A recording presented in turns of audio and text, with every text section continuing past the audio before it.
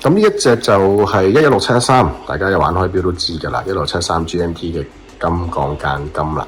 咁呢隻錶有咩咁特別咧？特別係第一個價錢有優勢啦。咁你睇下，想當年2018年都要9萬蚊嘅呢隻錶。